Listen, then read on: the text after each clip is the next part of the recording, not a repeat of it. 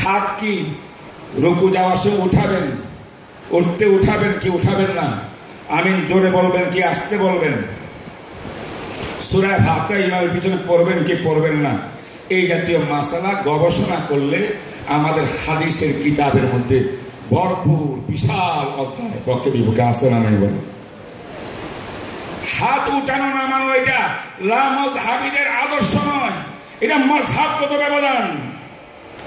হানাফি মাযহাবে রুকু যাওয়াতে ওঠার সময় হাত উঠানি নাই, শাফি মাযহাবে আছে। হানাফি মাযহাবে আমিন জোরে বলা নাই, শাফি মাযহাবে আছে। হানাফি মাযহাবে ফাতিহা নাই, ইমামের পিছনে মুক্তাদির জন্য। আর শাফি মাযহাবে ফাতিহা পড়া ওয়াজিব। তাই ফাতিহা পড়বো কি পড়বো না, হাত তুলবো কি তুলবো না, আমিন জোরে বলবো কি আস্তে বলবো, তাকবীর 12টা হবে নাকি 6টা হবে, এই হবে না, ইত্যাদি ইত্যাদি। এইগুলো বিষয় কিন্তু সত্যিকারের লা মাযহাবীদের বিষয় না। এটা হানাফি মাযহাব, শাফি মাযহাব, হাম্বলি মাযহাব, মালিকি মাযহাব, আমাদের মাযহাবগত বিষয়। এক মাযহাবে হাদিস একটা দেখিয়া আমিন জোরে বলার কথা আছে, আরেক মাযহাবে জোরে বলার কথা নাই। আমাদের কাছে জোরে না বলার হাদিসটাই বেশি গ্রহণযোগ্য, সহি বেশি। আমিন জোরে বলি না, রফিয়াদান না করার হাদিস আমাদের কাছে গ্রহণযোগ্য বেশি, তাই আমরা করি না। অন্য মাযহাবে এটা আছে, তাদের কাছে হাদিসটা গ্রহণযোগ্য বিভিন্ন কারণে, উসুলগত পার্থক্যের কারণে। তাই তারা আমিন জোরে বলবে, তাই তারা রফিয়াদান করবে, তাই সূরা ফাতিহা পড়বে। এটা নিয়ে পরস্পর মারামারি নাই, ঝগড়া নাই। দুনিয়াতে শাফি হানাফি কোনোদিন মারামারি হয় নাই, হাম্বলি হানাফি মারামারি হয় নাই, মালিকি হানাফি মারামারি হয় নাই, যুদ্ধ হয় নাই, বিতর্ক হয় নাই, সেমিনার হয় নাই। কিন্তু আজকে নতুন এক দল বের হয়েছে, যারা হানাফিও না, মালিকিও না, শাফিও না, হানাফিও না, তারা নিজে লা মাযহাবী, নিজকে বলে আলে হাদিস। কিন্তু তারা আজকে এই সমস্ত বক্তব্য দিয়া হাত উঠানোর পক্ষে, আমিন জোরে বলার পক্ষে, ফাতিহা বলার পক্ষে। আমাদের প্রশ্ন হলো, যদি শাফি হইয়া আমিন জোরে বলো, তোমার নামাজ সুন্নত অনুযায়ী হবে। হানাফি মাযহাবকে গ্রহণ করিয়া আমিন আস্তে বলো, তোমার নামাজ সুন্নত মোতাবেক হবে। যারা হানাফিও না, শাফিও না, মালিকিও না, হাম্বলি না, মাযহাব মানে না, তাদের আমিন আস্তে বলার অধিকার নাই, জোরে বলার অধিকার নাই। আস্তে বললে সুন্নত হবে না, জোরে বললেও সুন্নত হবে না। তাদের নামাজ সুন্নত হওয়ার কোনো পন্থাই না। কথা লম্বা কথা বলার দরকার নাই, কথা এইগুলো নেই। মাযহাব মানার গুরুত্ব কোরআন দ্বারায় প্রমাণিত, মাযহাব মানার উজুব হাদিস দ্বারা প্রমাণিত, মাযহাব মানার গুরুত্ব ইজমা দ্বারা প্রমাণিত। যেটা কোরআন থেকে প্রমাণিত, হাদিস দ্বারায় প্রমাণিত, 1400 বছর পর আজকে এসে আবার আলোচনা করতে হবে মাযহাব মানার গুরুত্ব। তা কেন? এর কারণ হচ্ছে বর্তমান সমাজে কিছু লোক বিভিন্ন স্বার্থের কারণে তারা সরল মনা মুসলমানদেরকে অতি সহজে কিছু যুক্তি দিয়ে মাযহাব বিমুখী বানায়া তাদেরকে লা মাযহাবী বানানোর চেষ্টা করতেছে। অথচ মাযহাব মানার বিষয়টি আজকের না, যখন থেকে সাহাবায়ে কেরাম দুনিয়ার ভিতরে কোরআন হাদিসের বাণী তালিমাত সমাজের মধ্যে প্রতিষ্ঠা করছিলেন, তখন থেকেই মুসলিম উম্মাহ দুই দলে বিভক্ত হয়েছিল। আল্লামা ইবনুল কাইয়িম জাওজিয়া রাহমাতুল্লাহ আলাইহি ইলামুল মুআক্কিঈন কিতাবের মধ্যে স্পষ্ট লিখেছেন, 1,24,000 সাহাবায়ে কেরামের মধ্যে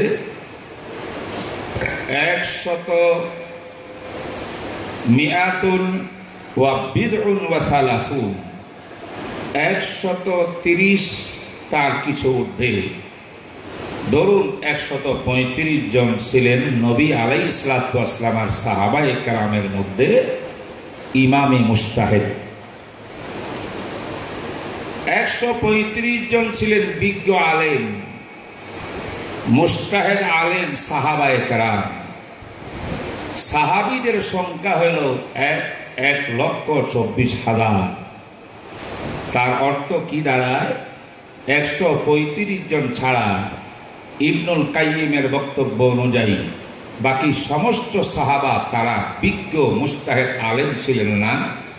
তাইলে মুসলিম উম্মাহ সাহাবায়ে কেরাম দুই ভাগে বিভক্ত হয়েছিলেন। একদল ছিলেন বিজ্ঞ আলেম মুজতাহিদ গবেষক, যারা কোরআন সুন্নাহর ভিতরে যেই সমস্ত বিষয় মানব জাতির সুস্পষ্ট অকাট্যভাবে সমাধান নাই, কোরআন সুন্নাহর ভিতরে অনেক বিষয় অস্পষ্ট ইঙ্গিত ইশারায় আল্লাহ পাক কিয়ামত পর্যন্ত আগত অনাগত সব সমস্যার সমাধান দিয়ে কোরআন অবতীর্ণ করেছেন, সুন্নাহ হাদিস দিয়েছেন, রাসূলুর ওহী অবতীর্ণ করেছেন। এই সমস্ত বিষয়ে অস্পষ্ট বিষয়ে ইঙ্গিত বিষয়ে গবেষণা লব্ধ বিষয়ে গবেষণা করে অস্পষ্টতার সুস্পষ্ট ব্যাখ্যা দেওয়ার জন্যে কোরআন সুন্নাহর ইঙ্গিতগুলোকে সুস্পষ্ট আকারে মানব জাতির কাছে তার ব্যাখ্যা দেওয়ার জন্যে এবং কোরআন সুন্নাহর মধ্যে পরস্পর বাহ্যিকভাবে যে বিরোধ দেখা যায়, বিরোধগুলোর সমন্বয় সাধন করে মানব জাতির সত্যিকারের সমস্যার সমাধান দেওয়ার জন্যে যে দায়িত্ব আল্লাহ পাক কোরআনের মাধ্যমে নবীর ইসলাম হাদিসের মাধ্যমে সাহাবায়ে কেরামকে মুসলিম উম্মাহকে দিয়েছিলেন, সেই গবেষক উলামায়ে কেরামের সংখ্যা সাহাবায়ে কেরামের মধ্যে ছিল মাত্র 135 জন। আর সমস্ত সাহাবা ছিলেন গবেষক নন, তারা সাহাবী, তারা আলেম বা সাধারণ, কিন্তু গবেষক ছিলেন না। এরা এই সমস্ত গবেষণালব্ধ বিষয়ে সব সময় মুজতাহিদ সাহাবায়ে কেরামকে মেনেই তাদের তাকলিদ করে তাদের মাযহাব মেনেই তারা জীবন চালাইত। এই জন্য আল্লাহ পাক কোরআনে কারীমের মধ্যে বলেন, ইয়া ফাসআলু আহলা যিকরি ইন কুনতুম লা তা'লামুন।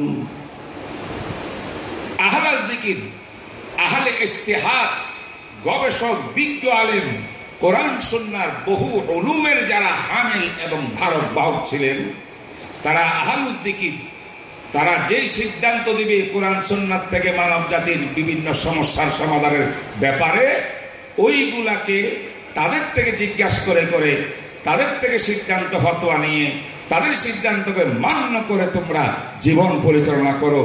আল্লাহ পাক এই আয়াতের মধ্যে মানব জাতিকে দুই ভাগে বিভক্ত করে বললেন, একজন বিজ্ঞ আলেম আর একজন ওই রকম আলেম নন। যারা বিজ্ঞ আলেম তাদের দায়িত্ব হল ইজতিহাদ করা, গবেষণা করা। যারা বিজ্ঞ আলেম মুজতাহিদ নন তাদের দায়িত্ব হল গবেষক। মুজতাহিদের সিদ্ধান্ত, যেই সিদ্ধান্তকে উনি ভালো মনে করেন, বেশি গ্রহণযোগ্য মনে করেন, যেই মুজতাহিদের ইজতিহাদ মানা তার জন্য সহজ এবং তার জীবনের জন্য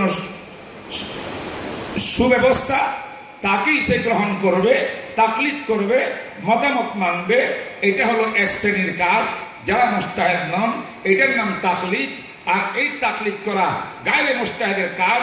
আর মুজতাহিদের কাজ হলো গবেষণা করে করে সিদ্ধান্ত দেওয়া। সিদ্ধান্তের নাম মুজতাহিদের মত, মতের আরেক নাম পথ, পথের আরবির নাম মাযহাব। অর্থাৎ মুজতাহিদ আলেম ইজতিহাদ করে গবেষণা করে কোরআন সুন্নাহ থেকে যা কিছু বের করবেন, সিদ্ধান্ত দিবেন, এই সিদ্ধান্তটা কিয়াসের মাধ্যমে হবে। সিদ্ধান্তটাকে মত বলা হবে, পথ বলা হবে, মাযহাব বলা হবে। তাই তারা মাযহাব উদ্ভাবন করবেন। আর বিশ্বের মুসলমান যারা মাযহাব উদ্ভাবন করতে কোরআন সুন্নাহ থেকে পারবে না, তাদের দায়িত্ব হলো এই মাযহাবকে অনুকরণ করে তাকলিদার মাযহাব মেনে জীবন যাপন করতে হবে। তাই বিশ্বের মুসলমান দুই ভাগে বিভক্ত।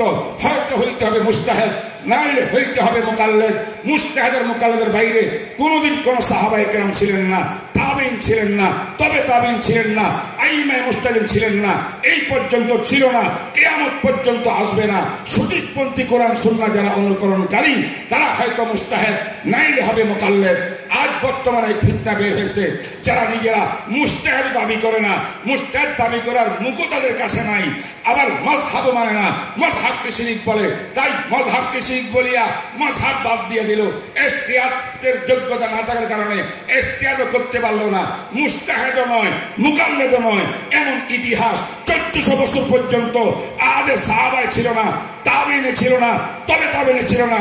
আজ যদি কোনো লামাযহাবী তথাকথিত আলে হাদিস এমন কথা দাবি করে, সমাজের মধ্যে প্রচার করে, নিঃসন্দেহে এরা পুরা উম্মতে মুসলিমার বিরুদ্ধে মারাত্মক পুরো গাদ্দার, ষড়যন্ত্রকারী, ইহুদি খ্রিস্টানের দালাল ছাড়া তাদেরকে আর কিছু বলা যায় না।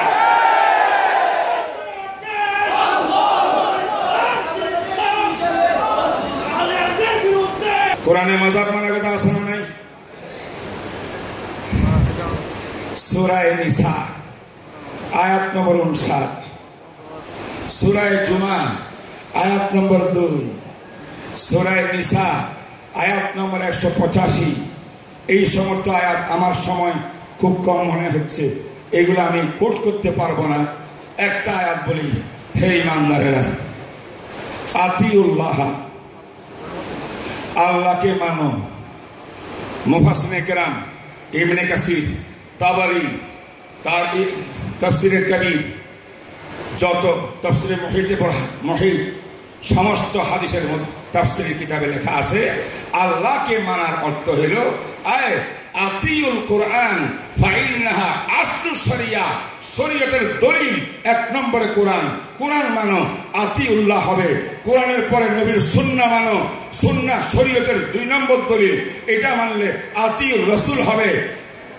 আতিউল্লাহ মানে কোরআন মানো, আতিউর রাসূল মানে সুন্নাহ মানো। কোরআন শরীয়তের 1 নম্বর দলিল, সুন্নাহ শরীয়তের 2 নম্বর দলিল। এটা হয়ে গেছে আতিউল্লাহ, আতিউর রাসূল পর্যন্ত। এরপরে আল্লাহ বলেন ওয়া উলিল আমরি মিনকুম, যারা আজকে তথাকথিত আহলে হাদিস, কোরআন হাদিস ছাড়া আমরা আর কিছু মানি না, মুসলমানের কিছু মানার দরকার নাই, তাদেরকে জিজ্ঞাসা করবেন কোরআন হাদিসই একমাত্র মানার বিষয় যদি হয়, তা আতিউল্লাহ মানে কোরআন মানো বুঝলাম, আতি রাসূল মানে হাদিস মানো বুঝলাম। এরপরে ওয়া উলিল আমরি মিনকুম, আল্লাহ বলেন উলুল আমরকে মানো। উলুল আমর এটা কোরআনও না, এটা হাদিসও না। আল্লাহ বলেন মানতে হবে, তোমরা বলো মানি না, তাহলে তোমাদের বক্তব্য স্পষ্ট কোরআন বিরোধী বক্তব্য। ওয়া উলিল আমরি মিনকুমের অর্থ হলো মুজতাহিদিন ইমাম, যোগ্য ইমাম, গবেষক, যারা কোটি কোটি লক্ষ লক্ষ জাতির সমস্যার সমাধান, যুগীয় সমস্যার সমাধান কোরআন থেকে হাদিস থেকে আহরণ করে ইজতিহাদের যোগ্যতায়, ইলমি যোগ্যতায় যুগীয় মানুষের সমস্যার সমাধান বের করবে। বের করিয়া যদি সব মুজতাহিদরা একটা মাসটার ভিতরে ঐক্যবদ্ধ হয়, উলিল আমরি মিনকুম ইজমা হবে, ঐক্যমত হবে, ইজমা হবে। এটা শরীয়তের 3 নম্বর দলিল। তাই আতিউল্লাহ কোরআন শরীয়তের 1 নম্বর দলিল মানতে হবে। ওয়া আতিউর রাসূল সুন্নাহ শরীয়তের 2 নম্বর দলিল মানতে হবে। ওয়া উলিল আমরি মিনকুম মুজতাহিদগণের ইজতিহাদের মাধ্যমে সিদ্ধান্তের মধ্যে ঐক্যমত হইলে ইজমা, এটা শরীয়তের 3 নম্বর দলিল। ফাইন তানাজাতুম ফি শাইইন, ও মুজতাহিদগণ, তোমরা যদি সেখানে মতানৈক্য করো, একজন গবেষকের গবেষণা একরকম হয়, আরেকজনের আরেক রকম হয়, এই নিয়ে তানাজাতুম ইখতালাফতুম ফিল ইজতিহাদে ওয়াল কিয়াসে ওয়ার রাই ফামাযা তাফআলুন, তখন তোমরা কি করবা? আল্লাহ পাক বলেন ফাইন তানাজাতুম ফি শাইইন ফারুদ্দুহু ইলাল্লাহি ওয়ার রাসূল, কোরআন সুন্নাহর আলোকে তোমার ইজতিহাদ যদি কোরআন সুন্নাহর উসুল আর থিওরি অনুযায়ী হয়, তোমার এই ইজতিহাদ পথ সেটাও শরীয়তের দলিল। এটার নাম মাযহাব, এটার নাম ওই ইমামের পথ, পথের নাম মত, মতের নাম মাযহাব। এই ইমামের মাযহাব মান্য করা, কোরআন সুন্নাহর আলোকে যদি ইজতিহাদ হয়, মুজতাহিদ সত্যিকারের মুজতাহিদ হয়, মুরুক্কবারকা মুজতাহিদ না হয়, কোরআন সুন্নাহর আলোকে মুজতাহিদ হয়, তার এই ইজতিহাদ, এই সিদ্ধান্ত, এই পথ, এই মত, এই মাযহাব, এটা মানা, এটাও শরীয়তের 4 নম্বর দলিল। তাহলে মাযহাব মানা শরীয়তে আছে না নেই? কোরআনে আছে না নেই? বলেন আছে না নেই? কোন আয়াতে? সূরা নিসার 59 নম্বর আয়াতে, সূরা জুমার 2 নম্বর আয়াতে, হুয়াল্লাযী বা'আসা ফিল উম্মিয়িনা রাসূলাম মিনহুম ইয়াতলু আলাইহিম আয়াতিহি ওয়া ইউযাক্কিহিম ওয়া ইউআল্লিমুহুমুল কিতাবা ওয়াল হিকমা। বুখারী শরীফ কিতাবুল মানাকিবে আব্দুল্লাহ ইবনে আব্বাস রাসূল দোয়া করছিলেন, হে আল্লাহ, আল্লাহুম্মা আল্লিমহু তাবিল ওয়া আতিহিল হিকমা, হে আল্লাহ ইবনে আব্বাসকে তাফসীর শিখান, ইবনে আব্বাসকে হিকমত শিখান। ইমাম কালাল ইমামুল বুখারী, সেই কিতাবে লেখা, বুখারী শরীফে আছে, ইমাম বুখারী বলেন আল হিকমা হুয়া ইসাবাতুর রাই ফি গায়রিল উমুরিদ দিনিয়া। কোরআন সুন্নাহ যা কিছু স্পষ্ট আছে এটা নয়, এইগুলা বাদ দিয়া যা কোরআন সুন্নাহতে স্পষ্ট অকাট্যভাবে নাই, ইঙ্গিত ইশারা দেয়া আছে, এই ব্যাপারে গবেষণা করে ঠিক হিকমতে পৌঁছা, এটার নাম হইল হিকমা, এটার নাম ওই মুজতাহিদের ইজতিহাদ, এটার নাম মুজতাহিদের মত, এটার নাম মুজতাহিদের পথ, মুজতাহিদের পথ আর মতের নাম মাযহাব। তাই হিকমার অর্থ হলো মাযহাব মানো। বুঝলেন না কথাটা? আল্লাহু আকবার। বুঝা গেল? কোরআন বলে মাযহাব মানো, নবীজি আল্লাহ রাসূল বলেন মাযহাব মানো। তিরমিজি সহ সমস্ত অনেক কিতাবের মধ্যে আছে সহিহ শুদ্ধ হাদিস। মুআজ ইবনে জাবালকে ইয়ামানে পাঠাইলেন, সবাই জানেন। জিজ্ঞাসা করলেন, হে মুআজ, কাইফা তাকযি ইজা হাদাসকা বিকা আমরুন, তোমার কাছে কোনো নতুনত্ব সমস্যা আসলে তার সমাধান তুমি মুফতি হিসাবে কেমন করে দিবা, মুসলমানকে জবাব দিবা? মুআজ বলেন, আকযি বি কিতাবিল্লাহ, ও আল্লাহর নবী কোরআন শরীফ পড়িয়া কোরআনে পাইলে জবাব দেব কোরআন অনুযায়ী। রাসূল বলেন, ফাইন লাম তাজিদ ফি কিতাবিল্লাহ, কোরআনের মধ্যে না পাইলে মুআজ তখন তুমি সিদ্ধান্ত কেমন করে দিবা? উত্তর দিলেন, ফা আকযি বি সুন্নতি রাসূলিল্লাহ, নবীর সুন্নতের মধ্যে গবেষণা করিয়া, নবীর সুন্নত থেকে নিয়ে, হাদিস থেকে নিয়ে সেই মোতাবেক আমি ফয়সালা দেব। এবার কান খুলে শোনেন আমার নবী কি বলেন, ইয়া মুআজ ফাইন লাম তাজিদ ফি কিতাবিল্লাহ ওয়ালা ফি সুন্নতি রাসূলিল্লাহ, কিতাবুল্লাহর মধ্যে পাইলা না, সুন্নতে রাসূলের মধ্যে যদি না পাওয়া যায় সমস্যার সমাধান, তখন কি করবা? নবীজির এই কথা স্পষ্ট বোঝা গেল কিয়ামত পর্যন্ত মানব জাতির অসংখ্য সমস্যার সমাধানের অনেক বিষয় কোরআন হাদিসের মধ্যে স্পষ্ট না থাকার কারণে অনেক আলেমরা কোরআন পড়িয়া কোরআনের থেকে সমাধান নিতে পারবে না, বুঝবে না, পাবে না তালাশ করিয়া, সুন্নাহর মধ্যে সমস্যার সমাধান পাবে না তালাশ করিয়া। তাই রাসূল বলেন, হে মুআজ, তুমিও যদি নাকি কোনো বিষয় এরকম কোরআনের মধ্যে না পাও, সুন্নাহর মধ্যেও না পাও, তাহলে তুমি কি করবা? হযরত মুআজ বললেন, আজতাহিদু বিরাই ওয়ালা আলু, হে আল্লাহর নবী, কোরআন সুন্নাহর এলেম যা শিখেছি সমস্ত এলেমগুলোকে কাজে লাগিয়ে আমি ইজতিহাদ করব, কিয়াস করব, ইজতিহাদ কিয়াস করিয়া সমাধান বের করব। সমাধান যেটা বের করবে সেটা আমার মত হবে, সেটা আমার পথ হবে, সেটা আমার মাযহাব হবে। এইভাবে আমি মাযহাব আবিষ্কার করব। রাসূল করিম সাল্লাল্লাহু আলাইহি ওয়াসাল্লাম বলেন, আলহামদুলিল্লাহিল্লাযী ওয়াফাকা রাসূলা রাসূলিহি লিমা ইয়ারদাল্লাহু ওয়া রাসূলুহু, ওই আল্লাহর প্রশংসা যে আল্লাহ পাক রাসূলের একজন দূতকে এমন কাজের তৌফিক দিলেন যে কাজের উপরে আমার আল্লাহ খুশি, আল্লাহর রাসূলও খুশি। এর দ্বারা ইজতিহাদ মানতে হবে, ইজতিহাদ করতে হবে। একমাত্র মুজতাহিদের ক্ষেত্রে নন মুজতাহিদ হইয়া ইজতিহাদ করতে পারবে না। আজকে নতুন টিভির মধ্যে কিছু কিছু তথাকথিত আহলে হাদিসের দালাল বের হয়েছে, যে সমস্ত দালালরা কোরআন পড়তে জানে না, হাদিস পড়তে জানে না, আরবি রিডিং পড়তে জানে না, আর নিজে বলে আমার তো গবেষণা করার অধিকার আছে, আবু হানিফা একজন গবেষক, আমি একজন গবেষক। এই গবেষক যারা নিজকে মুজতাহিদ দাবি করে তারা বলতে পারে, হুজুর আপনি বলছেন মুসলমান দুই প্রকার, হয়তো মুজতাহিদ হইতে হবে, নাহলে মুকাল্লিদ হইতে হবে।